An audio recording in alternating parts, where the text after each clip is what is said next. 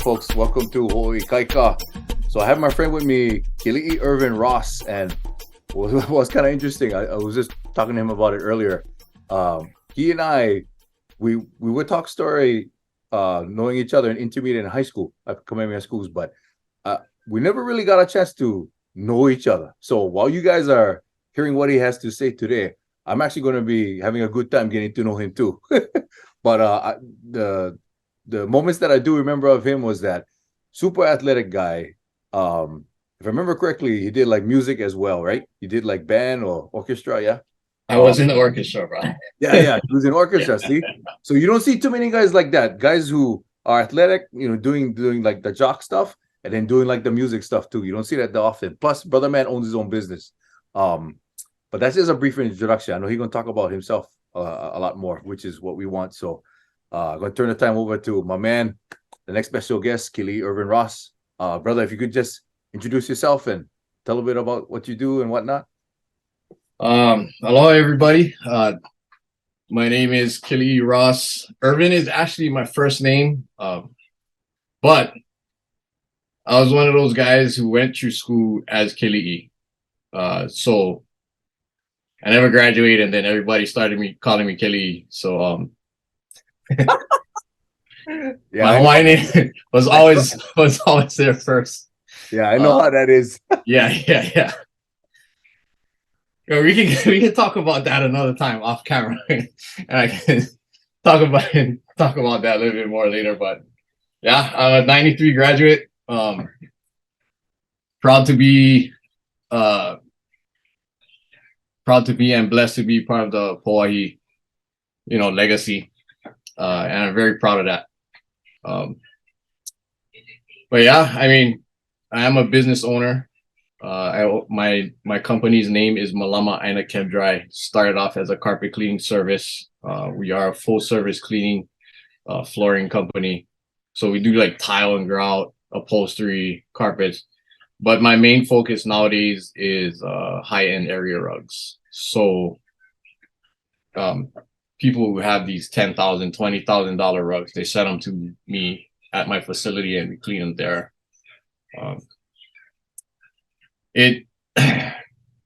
So starting to get into my business. Okay, I was working construction. I was an inspector, good money, long hours though. Get up 4 or 5 o'clock in the morning, be on a job site by 7. By the time I'm done with my paperwork, it's 7 at night. But once I met my wife, when we started dating, I would get up early. Then by the time I get home, she got to get ready because she owns her own business also. She owns a women's fitness studio. So everybody got to go there after work. And, so by the time I get home, she's digging out. So we didn't get a lot of time to hang out together and whatnot. But yeah, it just came to the point when one day I was like, I want to go do something else. It was, and I told her, I can work and try to start the business and try to do both at the same time until it gains traction. But after 2 weeks, bro, it took only 2 weeks for me to realize that I couldn't do both. And mind you, I was really happy with my job. It wasn't extremely hard work. It was a lot of brain work. I mean, you get into these tips with people about, no, you got to do it this way. No, young boy, we do need this all the time. But, it's a little stressful, but I just decided to just drop everything and just concentrate on the business. And it took me about maybe a year to be financially stable, and I had a lot to learn getting into business. My message, mostly from the business point of view, it's, you're never going to know unless you try. I was prepared to fail. Like I was like, if I fail, that's it is what it is. And I cannot blame anybody else but myself. Okay. So anybody out there who wants to get into their own business, any type of entrepreneurship, don't be afraid to fail. 75% of these guys that get into business by themselves, it doesn't necessarily they financially failed or anything, Gav. It's more because They never put the work in. It gets hard. It is, I'd say, about 10 times harder working for yourself than it is for somebody else. At least if you're working for somebody else, you know you're gonna get work. You're gonna have your 8 hours, whatnot. When you get into your own business, you gotta hustle. You gotta go get your clients. You have to build a clientele base. You have to figure out costs. How to manage costs and still make money at the same time. You know what I mean? And you have to put value into yourself. If you don't value your workmanship, your craft, you are not going to succeed. 100% guaranteed. You know what I mean? And I want to tell you guys out there, you know, my message is from me. It's take it with a grain of salt. It's not going to work for everybody. You know what I'm saying? We all built different. You know, people tell us, oh, I'm built different. Newsflash, we all built different. You know what I'm saying?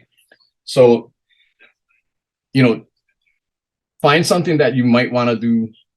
Find something you love. I don't know. And try to do research on it, you know, and get into it. There's franchises out there that you can research to do. I'm in a franchise system, which makes it easier to be a business owner because you can get all your products from one place. They have everything that you need. They have the support staff and whatnot. So that was a big help. And that was one of the big factors in me deciding to become a quote unquote carpet cleaner.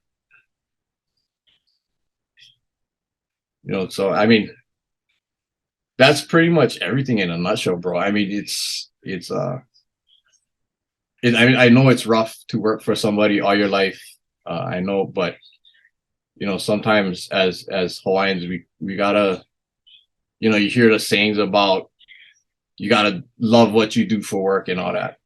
Sometimes you gotta take out the love, bro. You just gotta do what you gotta do. You know what I mean? We might not be 100% happy with it, but you got family and everything, and we have to. The mindset gotta be there that okay, I gotta do this today, and you know, you go to work, you own your business or whatever. That's all the stuff you gotta do. After the day's done and you get paid, and you know everything falls into place, then it makes it better. It makes it you're gonna love your life more than that. You know what I mean? You might not love that part of your life, the work part, but that's a necessity. That's something we gotta do. You know. So yeah, I don't know. Sorry, but I'm not much of speaking, so you can ask me questions. Oh, bro, what you talking about? All the stuff you said was just great right there, man. No. I mean, yeah. There's times I don't enjoy what I do, basically because some of the people I gotta deal with and whatever. But you know, I gotta do it, and then when I get the stuff done, the bank account looks okay. You know, my life is good after that. I love what I do. You know what I mean? So, yeah, man.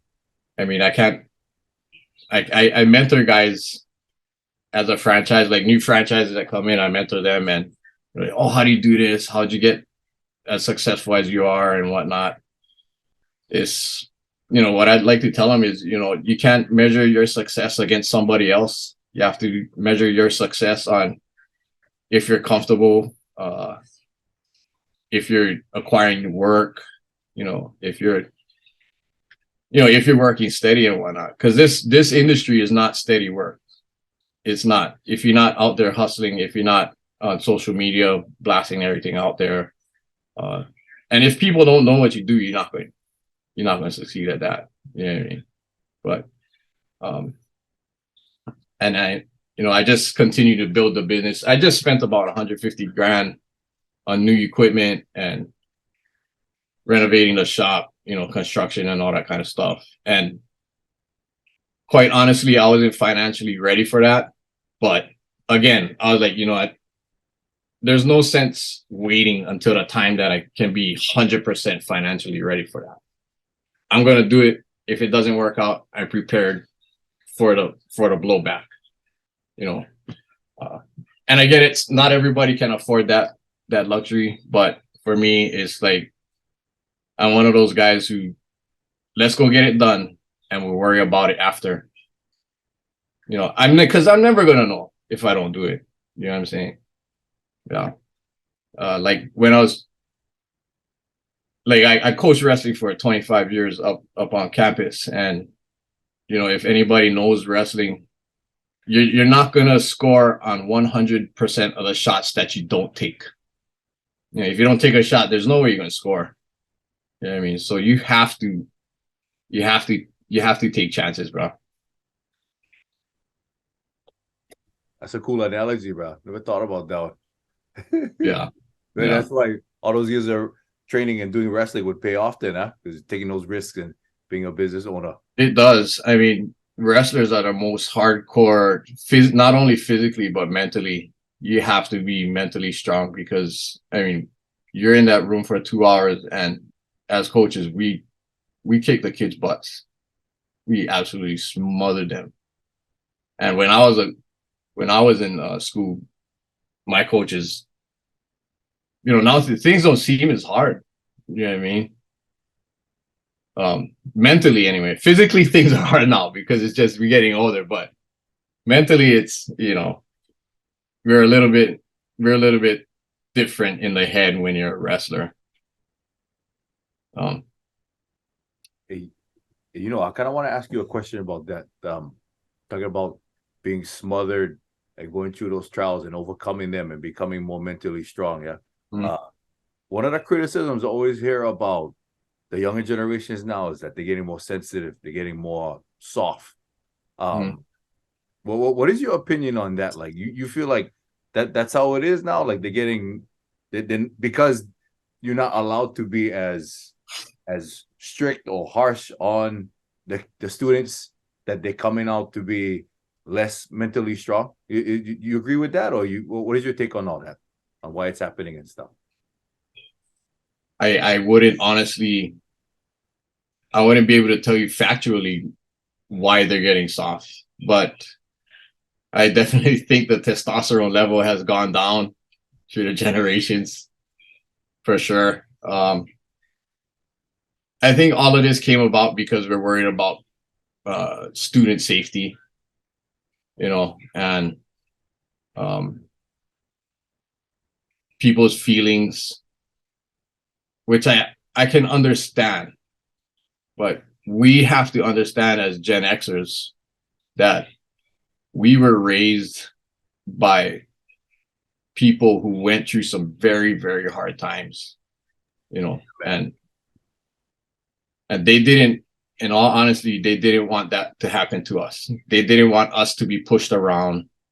And, you know, Coach Skip Diaz, a football coach for Farrington, told his players, when you get hurt, the bone not sticking out, you better get the up. Yeah, I mean, you have to get up. You know, and that's just what was pounded into our brains. And you know, yeah, we never had social media. We never had all this. There's so much outside influence from other people. You know, there now you don't have just your parents telling you what to do. You know, now you have IG, Facebook, you have all these sources of people that you have no idea about. You don't know these people, but they're listening to them. You know, they're not listening to the people who's actually going to make a difference in their lives. And it's unfortunate. But as an older generation, we have to learn to adapt to that. You know, we cannot be so hard-headed.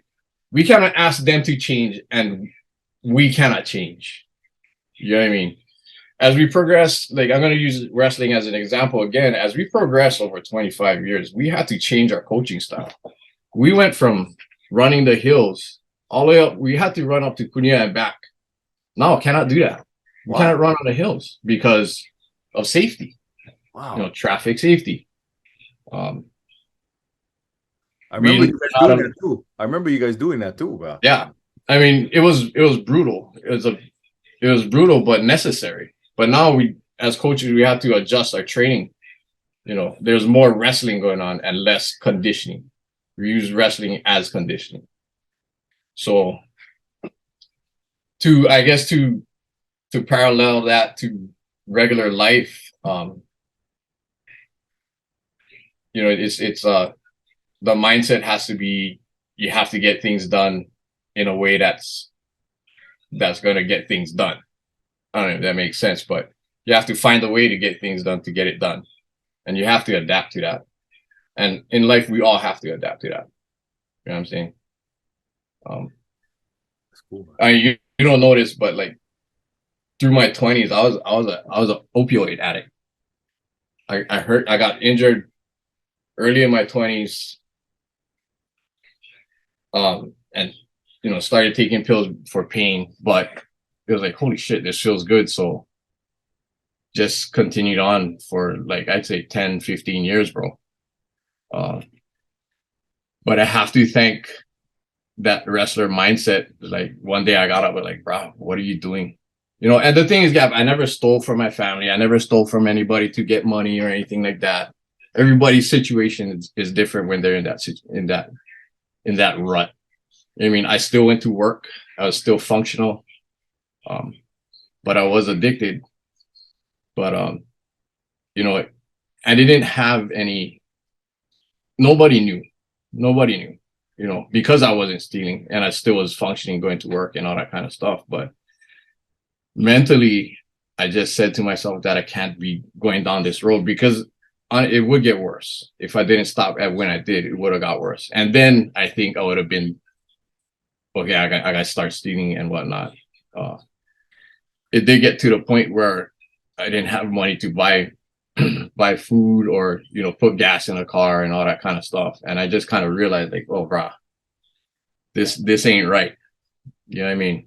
Something's got to change. And it happened pretty cold turkey, and I know a lot of us struggle with addiction like that.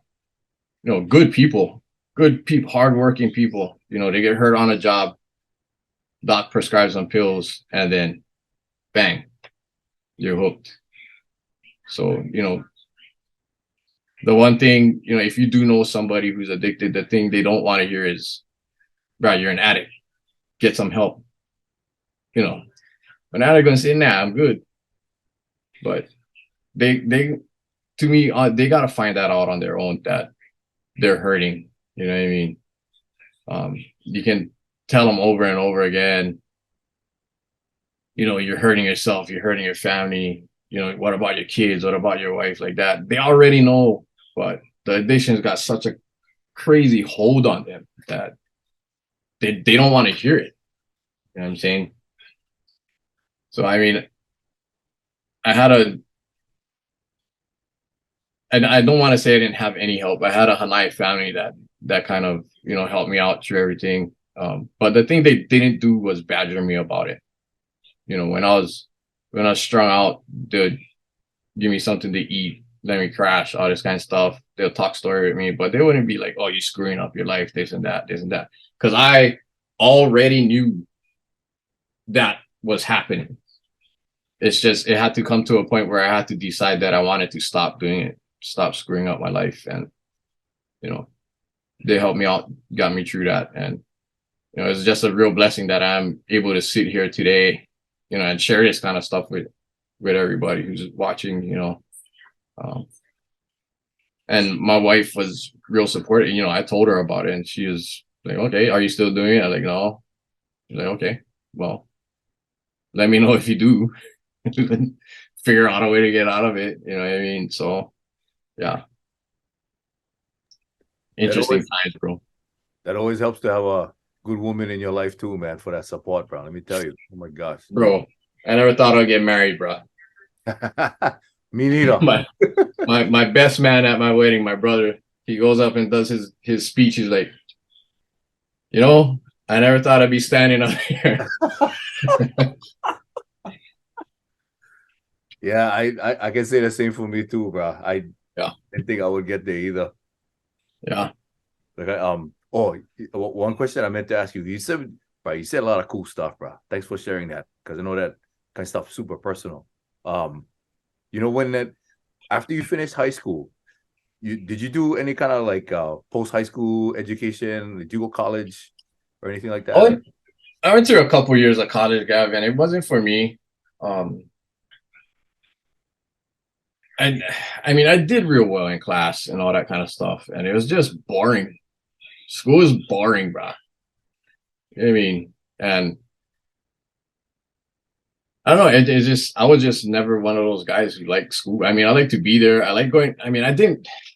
I don't know how to explain it, bro. Is being up on campus was super fun. You know, I learned a lot. Um, Unfortunately, Kamehameha does not teach life.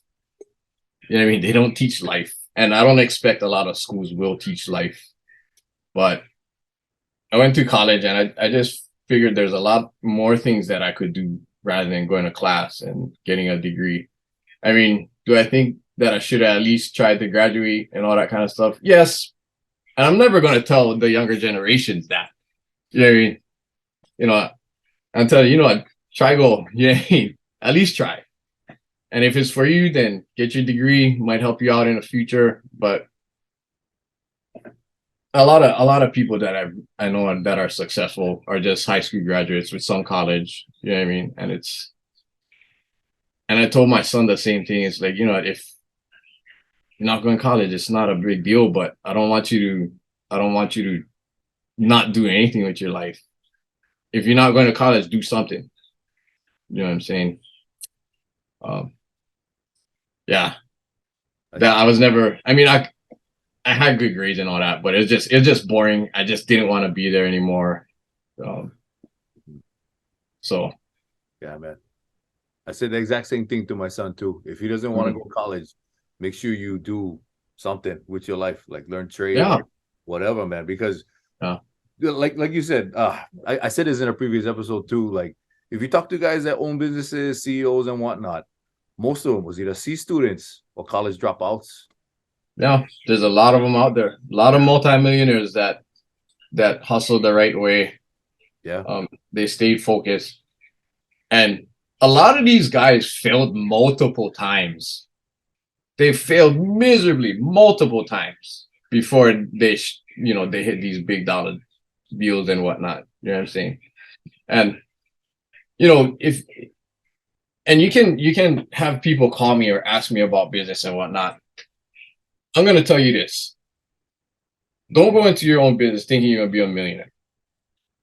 Because you're gonna set yourself up for failure when it doesn't happen. Okay. 90% of businesses out there that are started brick and mortar like how I did, how my wife did. The first 2, 3 years, you're not gonna be making any money, bro. You know, you're gonna have to watch what you spend your money on.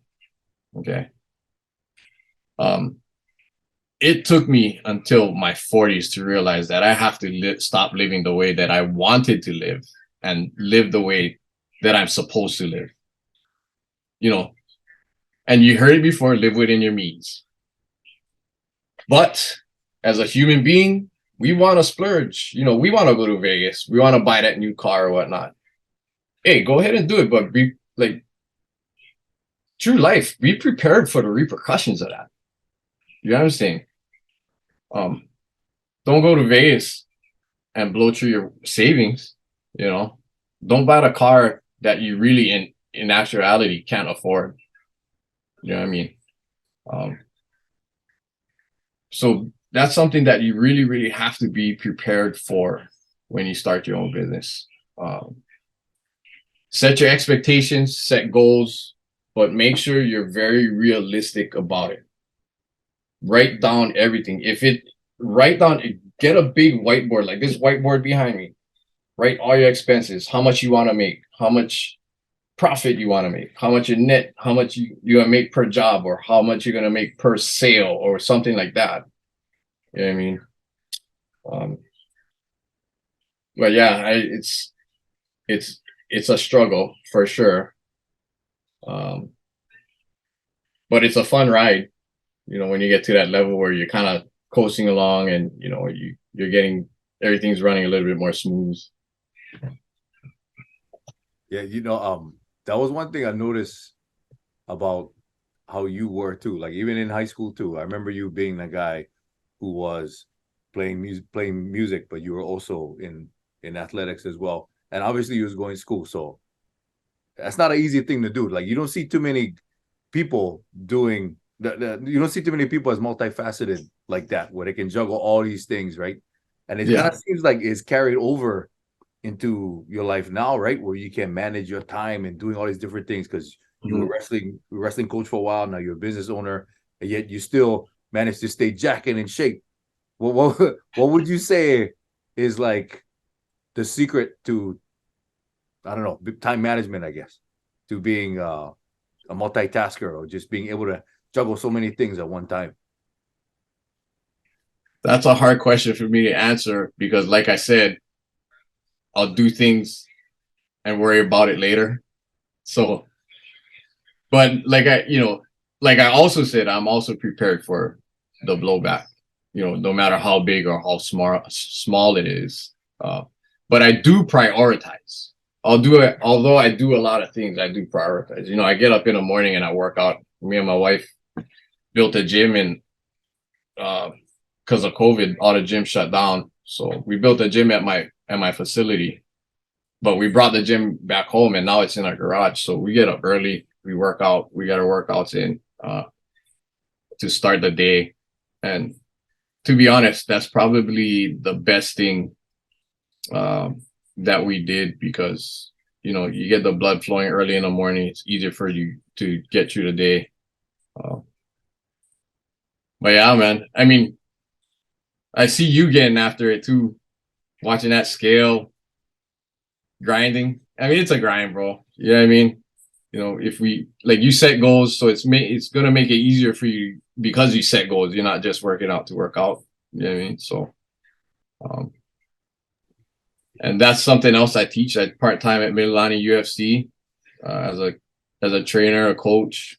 Do some MMA training over there, grappling and whatnot. So, I'd like to see more of us get involved in that and not wait until we look down at the scale and like, oh what the hell? Let's try something to get down. But it's not everybody that wants to work out and all that kind of stuff. But to me, it is kind of necessary because we're so tied to our computers and our cars, and it's the kind of advice people ask me. Oh, how do you stay in shape? How do you doing this and that? Oh, you lift this. And what I post on social media, you see 30 seconds out of 1 3 hour workout. You know what I mean? Luckily my wife, she preps our meals and all that kind of stuff. So it's easier for me. I get a lot of, oh, what do you eat? Oh, how do you, and what I tell people is, it's all moderation. You hear it before, you hear people say, do it in moderation, and it holds true. Uh, the first thing I go through with my clients is write down everything you eat in one day. Everything you put in your mouth for the day. Water, you eat one potato chip, write them down. Then you're going to see how gnarly our diets are. You're going to see how, I don't want to use the word bad, but how bad our diets are. You know what I mean? The amount of rice that, construction workers, they eat, the lunch wagon comes around, they get up, they eat bacon, eggs, and rice. Lunch wagon comes around, rice, home, rice. You know what I mean? I'm not saying rice is a bad thing, but how about we cut that in half for the day? Try that for like 3 weeks. Just cut that in half for the day. Next thing, how many times you eat fast food in a month? Say you go 2 times a week, 8 times a month. Try eat 4 times a month. Try go fast food 4 times a month. I mean, it's so hard to not eat fast food because it's on every freaking corner. So stop by once in a while. Just start cutting back, and that's going to really help your fitness, help your longevity. Um, I mean, at our age, we really have to watch what's going on. You know, I was in a hospital in August. I don't know if you remember that. I Yeah, I was in the saw your hospital. post, bro. I saw your post Yeah. on that. So, you know, people try, oh, you healthy? Yeah, apparently not. You know what I mean? Um, but yeah, it's something that we have to pay attention to, and you know, the all the things you hear about Kanaka having heart disease, kidney disease, all that kind of stuff. It's true because we don't eat right. You know, we eat whatever along the way home. You know what I mean? Um, and eating a true Hawaiian Kanaka diet like Lau Lau and Poi is kind of unattainable because all that stuff is expensive now. It's like $8 for that bag of poi now, and you can't eat that every day. You know, you break your bank. So we have to find ways to try to keep ourselves in relative shape to us. You know, your good shape might be different from what I think my good shape is, and so on and so on. And people need to realize that, or else again, they're gonna feel like they failed because they never get to where they wanted to be because they didn't know how, or they just, you know, they set expectations so freaking high that when they don't even get close, it's a mind, it messes up with your mind, and then you just quit. You know what I mean? Right. Seriously, it's all good stuff, man. Funny you said that because my wife and I get into these conversations about eating your culture, huh? Just like you Yeah. said, or like Hawaiians, we had lau lau, poi. Guarantee if we went back to eating as close to our culture as we did, like the indigenous days, even if we can go all the way to just like fish, collard greens, all that, it would be way better for us. Like rice is a killer for me too. Yeah. Time. No, it is. I mean, that's the Hawaii staple, bro. You can't get away from it, you know. Yeah, it's crazy. But yeah, if we could go back and, you know, eat all natural, like how our ancestors did, you know, they're big people. They're all in shape, Yeah, man. you know. Yeah. Then that would be ideal. But like I said, again, we have to adjust, and as a people, we have to, you know, learn to adjust and adapt to make ourselves better.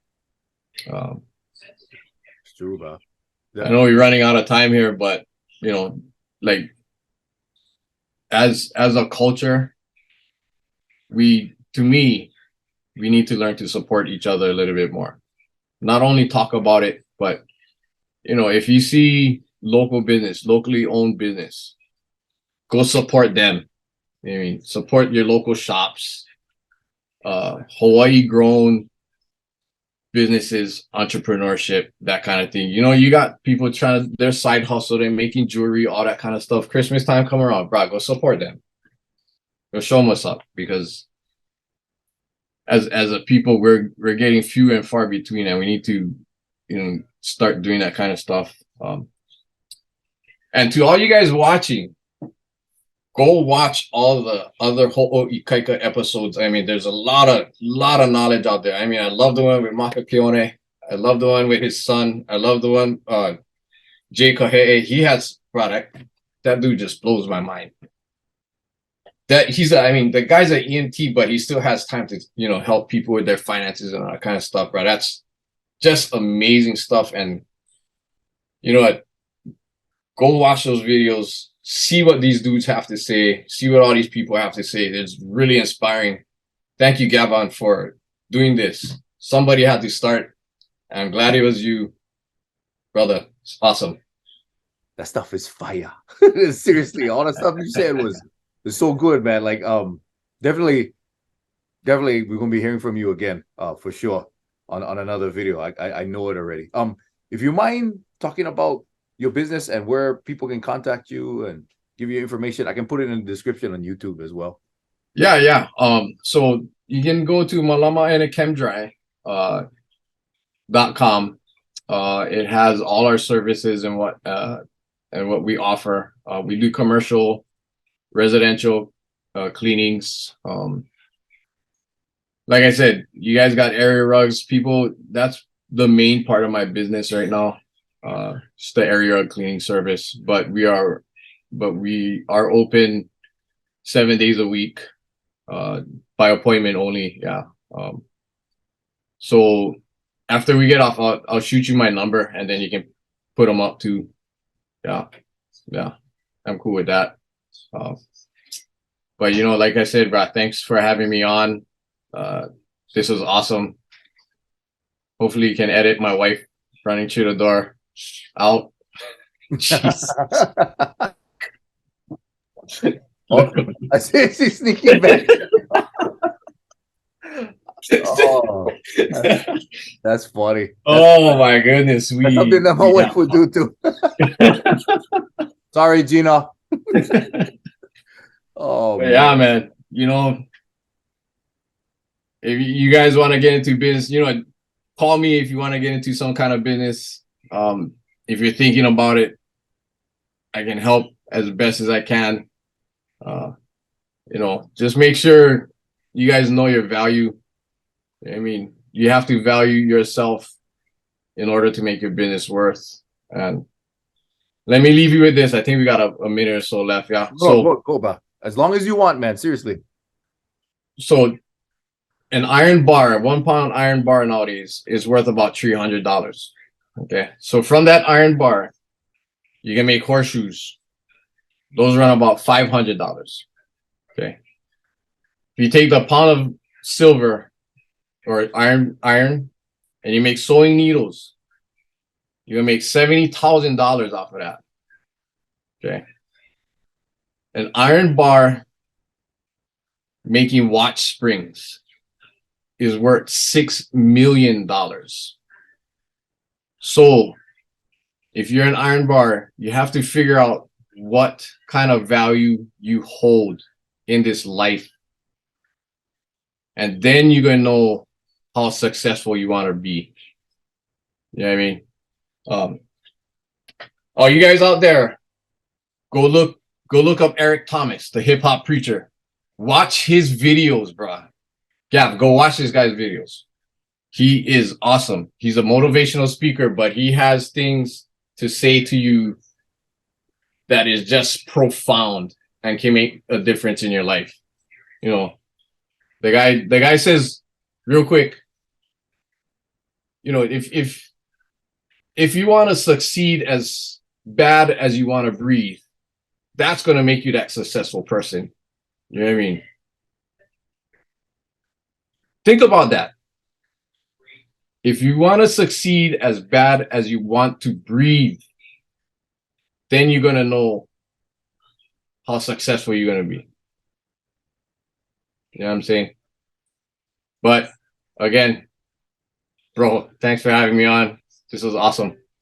I think I heard that one. That's the one, the guy, I didn't know what his name was, but he talked about like the student and the master. And yeah, that's Eric Thomas, bro. You put his head under the water, right? Yeah. Yeah. Okay. Go watch his videos. And another thing you guys can do is go read. Read some books. You know what I'm saying? So this one right here,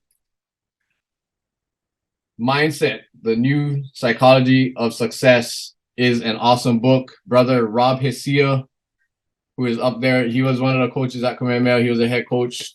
We coached some state championship teams together. He recommended this book, and this book is unbelievable. It'll open your mind to some crazy things. Go read a couple books, gang. Broaden your horizons. Stop reading social media. Go read some books. That's going to help you plenty. Trust me. I started reading these kind of things when I turned 40, bro. I wish I started reading these kind of things when I was 20s, in my 20s. Would have been a much easier, much happier person back then. That's pretty tight, bro. All the guys that have been successful, in fact, a lot of the guys that were on the channel too, said a lot of similar things that you just said right there about reading or finding out information from other experts, expanding your vocabulary and your mind on different things, man. So yeah. Okay. Yeah, for sure, man. Too, bro. So yeah, I'll be seeing you again. Yeah, I'm gonna be seeing you again, brother. For sure, bro.